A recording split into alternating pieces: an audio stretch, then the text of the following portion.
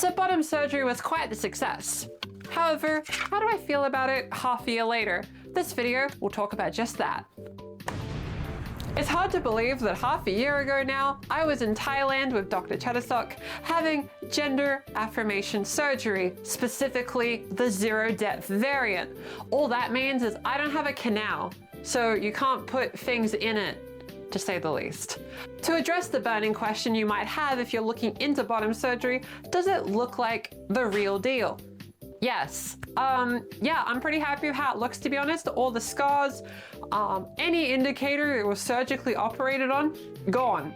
Like, it just looks like that was always how my body looked. And that's pretty shocking half a year in. Now, I knew zero depth, recovery was a lot quicker. I understood that zero depth required less time for a full recovery. However, it's only been 6 months, right? I was on the surgery bed in Thailand, January 8th. That's not that long ago. However, here I am, life back to normal, completely. And I'm here to talk about the things that changed and the stuff that didn't. To be honest with you, life hasn't changed that much. However, the parts where it did, very good improvement. I'm very happy with the results. So if you just want the simple question, do I regret having bottom surgery? The answer is no. I'm happy I got it, to be honest. However, the way I feel about it was a little different than the way I anticipated when I got it those months ago. So let's talk about it. The most shocking part of bottom surgery recovery is how often I forget that I've had bottom surgery. You see, I had it a few months ago, and in those initial recovery months, it's a really big part of your life, making sure that you're not getting injured, making sure you don't move your legs too much so that you don't stretch anything, making sure the stitching doesn't get, destroyed. But after a while, you don't have to worry about that anymore. For example, I can just move my leg like that. I can dance, I can spin, it doesn't matter what I do, to be honest with you. I still can do anything I could do before surgery, and in some cases I'm doing some stuff better. Not because of an inherent advantage, don't worry, that won't be a headline. Anything I could do before my surgery, I can still do after my surgery. I can swim. I went to a water park literally a few weeks ago and I forgot I had bottom surgery multiple times. I went down the slides over and over and over, dived into the pool, ran around the water park, and I kept thinking, oh, I had bottom surgery. Wait, I had bottom surgery. It's so easy just to forget. And honestly, I'm pretty happy about that. A surprising aspect of my life after bottom surgery is my confidence. I'm suddenly walking outside in the dark on my own way more often. I used to never do this. Suddenly, I feel extremely confident doing this. I find myself walking around the dark with no issue. I go to dance parties now. I couldn't do that before. I was always too scared. I go out into the night and dance to songs. I didn't think that was possible for so long. And yet, here I am. It's normal now. I can just do that. Another interesting change is that it's made me feel more confident traveling. I did a Gold Coast holiday recently and I'm very thankful for that opportunity. It was so fun. Here's a photo of me with SpongeBob. So the thing I found was instead of having to carry estrogen and testosterone blockers, I was able just to carry estrogen. Now, if you take progesterone, you might also take progesterone. However, progesterone really did not agree with my body. That's probably a video in its own right, but progesterone is a big no-no in my body, so uh-oh. I find that because I've had surgery, I feel more confident going into situations where I would have been scared previously. Having the medicine just already sorted, I don't have to worry about getting caught out in situations where I don't have access to medication as easily, because I don't have, a body part that was actively pumping stuff into my body that didn't make me feel good. Testosterone did not feel right in my body, and before, I had an object on my lower regions that's actual job was to pump in testosterone. Having to not have to fight something that's in my body is pretty convenient, to be honest with you. Not having to worry about that has been instrumental in my confidence, and I feel like it's really positively affected my quality of life just holistically, to be honest with you. I was kind of shocked by it, to be honest. I thought that it wasn't going to be that big of a deal. Now, most of these videos usually are about how it looks, how it functions, that kind of thing, and I think that's a really reasonable thing, so I'll address that now. What I will say is that, surprisingly, I'm not as fussed about how it looks down there. I know there's some people that'll have like their before and after stuff, or like they'll compare like how to make it look cosmetically, or like how they want it to appear, how they want it to function. And I'll be real with you, I did bottom surgery because I didn't want a I didn't really care about having a vagina. To be honest, that's just a little bonus. I didn't really care. And I don't know if that's controversial to say or not, but just to be real with you, HRT was way more impactful in my overall goals in my gender transition. Being able to dress how I want, changing my voice, has done way more than a surgery has. It's nice that I've had a surgery. Those things I mentioned previously, really cool bonuses. I'm really happy about that. That's pretty cool. Not having to worry about things just makes me less anxious. It's nice. But if I said that it entirely changed my life, would be a little fictitious. Now, different people feel really differently about bottom surgery when they go and get it, and that's fair enough. Some people, it's like the biggest part of their transition. To me, to be real with you, it was probably the least significant part of my overall transition, if that makes sense. Which sounds insane because of what I had to do to get it, but I just feel a little indifferent, if that makes sense. So while I feel indifferent about how it looks and functions, my goal was ultimately to not have a dick. Well, I don't have a dick now, so to be real with you, mission accomplished. That's all I wanted. That was my goal. When you go to get a surgery, look into what your transition goals are, not what someone else's, not what mine are. I'm just an example of someone that's gotten it done. There's someone probably getting it done right now somewhere in the world, right? It's a very common thing. Lots of people do it. However, when debating whether you want to do it, think about what about it would bring you joy, not what would make other people feel validated. Now granted, I felt like a bit of like a bonus validation being able to change my birth certificate after changing, well, my lower regions, as that used to be a requirement here. In some parts of the world, that is still a requirement. However, literally a month ago, in Australia, it became not a requirement for me. So that part felt a bit, how do I put it?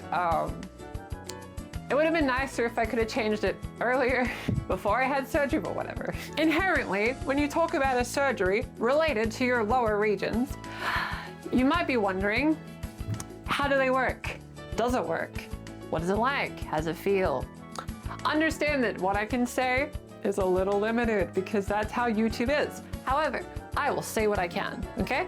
So, in a nutshell, you might be wondering, if I got zero depth, which means nothing can be inserted, how are you meant to feel anything? Fair question. I found that there wasn't that much information about this when I was researching, but what I did read was pretty accurate, to be honest. So you still have access to a clitoris, which just means that you have a little part of the lower region that when touched can feel nice. When it comes time to indulge, it can still feel nice. When I indulge myself while enjoying various inspirational art pieces, I find that, well, it still feels nice. I didn't find a lot of my like sexual interest changed that much. I found that like the stuff I was still into, I'm still into. That stuff didn't change or warp. That was something I was curious about with HRT and surgery too. And the stuff I was interested in indulging in has not changed since the start of transition till now. However, it's a lot harder to experience when the credits roll. That's what I'll call that in this video. So when the credits roll, you know, that feels quite nice. However, getting to that point is surprisingly difficult. However, I will note that people with zero depth get access to sexual function a lot quicker. I was literally still in the recovery room in Thailand, and the nerves for that stuff, when you indulge, the nerves that made me want to indulge, that happened very quick. I think it was like week 3 or something. I was feeling it, which is frustrating because you couldn't do anything about it because you're recovering. So I waited roughly a month before I did any indulging. And yeah, I'm still figuring out my own rhythm, if that makes sense. Figuring out how to actually do stuff like that, you know what I mean? How to actually find the stuff that feels good for me. It's a little bit of a tricky thing. However, I feel I'll get the hang of it. It doesn't feel like something unobtainable. It just feels like something that's going to take a bit of time. Now, would I feel more comfortable in a consensual sexual situation with a loving partner now than I did before surgery? Yes. I feel like I would more greatly enjoy that now than I would have then. However, I'm still very single, so I can't confirm that directly. Woo! So to be honest, I don't really have much to say in the not safe for work department. It works. It's fine. However, let's talk about something that I don't like. This is one of the few parts of the surgery that I actually dislike. And I was a little concerned about it beforehand, so it checks out. When you pee, right? You obviously will pee different with different equipment. So as a result, when I would go to the bathroom to, you know, do bathroom things, I found really quickly sitting down's kind of annoying, at least for me. Pre-surgery, I would always stand up because that personally didn't give me that much dysphoria, to be honest with you. That wasn't really the thing that gave me dysphoria. Unfortunately, at some points, I got like a burning sensation like on my legs. But that's because the pee hasn't like gotten good aim training. I'm afraid your body has to experience aim labs before it can do its job accurately. As a result, very frequently, you'll have it just go across your leg. Not great, I won't lie. To my knowledge, my last couple of videos about the surgery are one of the few zero depth videos on YouTube entirely. So I will highlight zero depth specifically at this section of the video because I feel like it's the most unique takeaway, I guess. Now, I have already answered whether I regret the surgery or not, and the answer was no, I don't regret the surgery. However, do I regret getting zero depth specifically instead of full depth? No. I won't lie to you. Now that I've done it, I'm so happy I picked zero depth. Oh my God. Dilation would have made me personally quite miserable. Now, everyone needs to like evaluate what they can handle and what they feel would be best for their transition.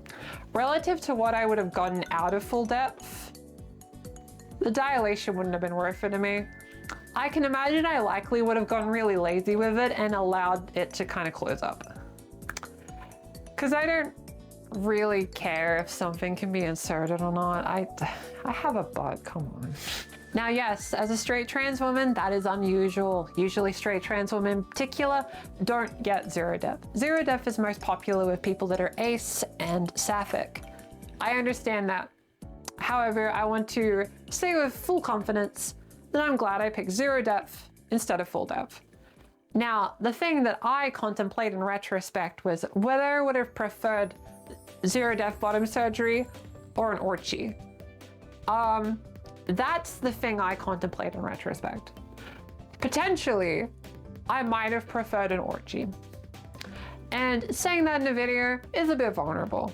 I don't really have a reason I can articulate to why I would have preferred maybe an orchi instead of full depth, zero depth.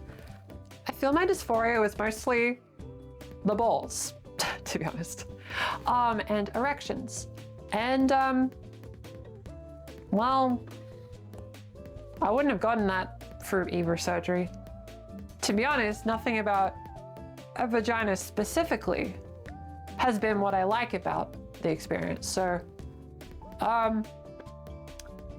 did I regret getting zero depth instead of an orgy? That I don't know. However, I will say that after the surgery, I have felt happier. And if it was a perfect decision or not, I don't know. However, I feel happy after making the decision, if that makes sense. So for the people watching that maybe want to get bottom surgery, make sure you know exactly what you're in for and be prepared for the parts you didn't account for. It's very hard to be aware of everything that's happened.